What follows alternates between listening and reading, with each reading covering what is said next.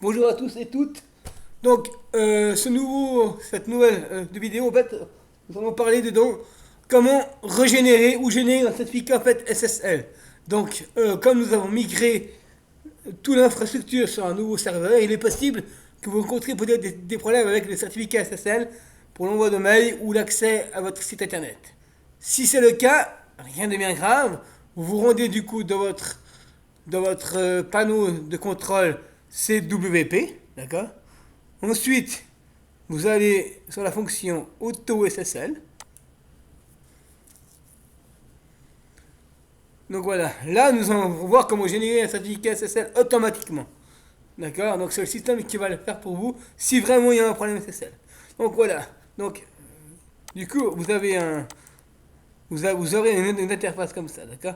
Si vous voulez générer un certificat SSL, je sais pas, par exemple moi, parce que vous avez un problème par rapport avec votre site, automatiquement, si l'hébergement est neuf, il le fera automatiquement. Mais si il est beaucoup plus vieux et qu'on a migré un site sur l'infrastructure, il est possible que le certificat n'ait pas été généré pour tous les composants. Pour le mail, pour le webmail, pour le FTP, pour le panel. Dans ce cas, il faut régénérer le certificat SSL. Ce qu'il faut faire, c'est que si voilà, s'il est là, si c'est marqué aucun ajouté là, alors ce que vous faites, en fait, vous le supprimez directement, comme ça. D'accord. En fait, du coup, ça va supprimer le certificat SSL qui avait été généré à l'époque sur l'ancien cPanel. Donc voilà, il faut attendre quelques secondes, ça va être effectif. Voilà, marqué succès, votre opération a réussi. Une fois que c'est fait, il revient ici, vous resélectionnez ça, et à ce moment-là, il vous demande les autres options.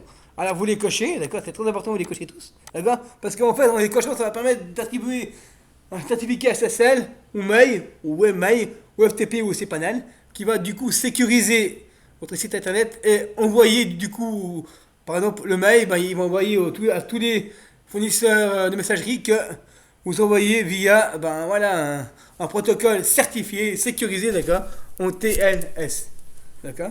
Donc voilà, donc vous faites ça. Une fois que ça est fait, une fois que c'est fait, d'accord, ça peut mettre une minute à peu près, parce que voilà, comme il génère quand même 5 certificats, plus celui du domaine, donc ça peut mettre du temps. Une fois que ce sera fait, il se mettra du coup dans la liste, là vous voyez, il s'est mis là, d'accord, et du coup là, c'est actif, donc si vous allez après sur le site internet, eh bien vous n'aurez normalement plus d'erreur, d'accord, avec ça, oui. On voit, il n'y a plus d'erreur. Bon, là, ça marque ça, en fait, parce qu'il n'y a pas véritablement de site dessus, d'accord. C'est pour ça qu'il ne trouve pas de dossier, d'accord. Mais voilà, si vous vous connectez et que vous ne voyez pas ça, vous faites la procédure, vous effacez là, et vous régénérez de nouveau via ce système-là. Voilà, c'est très simple, ça ne dure pas longtemps, d'accord. Donc, si vous avez des messages de certificats sur votre site internet ou via le mail, si vous en envoyez, vous revenez ici et vous refaites ce processus. Voilà, nous allons faire plusieurs vidéos comme ça dans la semaine, d'accord, sur une nouvelle interface parce que quand même des choses qui ont changé. Le principe reste le même de ces panels, mais il y a quand même des choses qui ont changé, d'autres options qui peuvent être bien pour vous aussi, d'accord, à découvrir. Donc voilà, donc surtout pour les sauvegardes et tout, d'accord, parce que vous devrez aussi effectuer vos propres sauvegardes, d'accord, c'est important, on le répète, toujours d'effectuer vos propres sauvegardes indépendamment de ce que nous on sauvegarde. Donc merci d'avoir regardé cette vidéo et à bientôt.